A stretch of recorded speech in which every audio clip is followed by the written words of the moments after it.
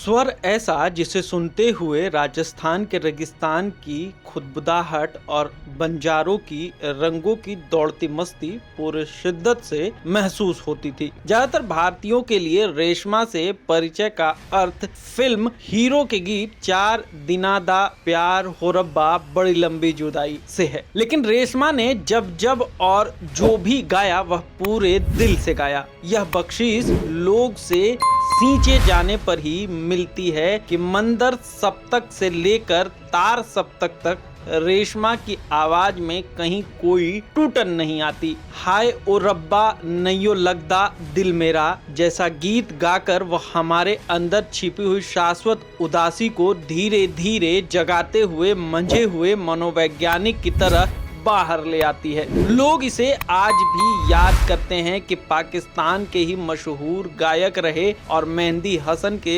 शिष्य परवेज मेहंदी के साथ गाया उनका गाना गोरिया मैं जाना परदेस में किस तरह रेशमा की सुरीली फूंक परवेज की हरकतों और मुर्कियों पर भारी पड़ी थी। उनकी जवानी से लेकर बुढ़ापे के दौर तक में उनके साक्षात्कारों में एक साफगोई और अविरल विचार प्रवाह हमेशा नजर आया। उर्दू और पंजाबी के मिश्रण में बात करते हुए रेशमा ने कभी नहीं छुपाया कि वह पढ़ी लिखी नहीं है और भाषा पर उनका कोई अधिकार नहीं है। न रेशमा जी ने वे अदाएं सीखी जो नए लोगों तब भी सीख लेते हैं जब उन्हें संगीत की सही समझ न हो। साक्षात्कार लेने वाले को वह कभी बाबू साहब, कभी बाबू तो कभी बेटा कहकर ही संबोधित करती थीं। राजस्थान में बसा रेशमा का बंजारा परिवार विभाजन के दौरान कराची चला गया था। उन्हें होश संभालने पर भारत और राजस्थान का पता चला होगा तो शायद न चाहते हुए भी उदासी के साथ एक रिश्ता कायम हो गया होगा। इस बात की पुष्टि उन्होंने अपने कई साक्षात्कारों में की है।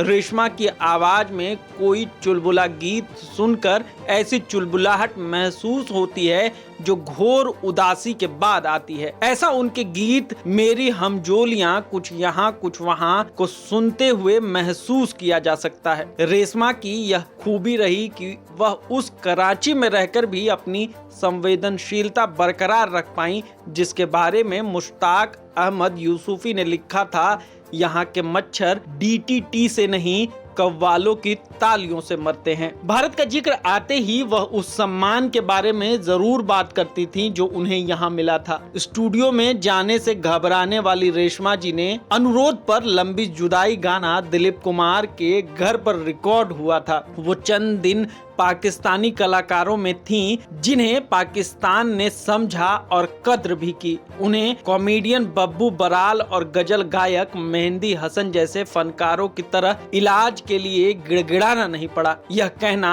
हालांकि कुछ रवायती होगा, लेकिन सच यही है कि सांस्कृतिक संदर्भों में रेशमा भारत और पाकिस्तान के बीच एक पुल की तरह थी।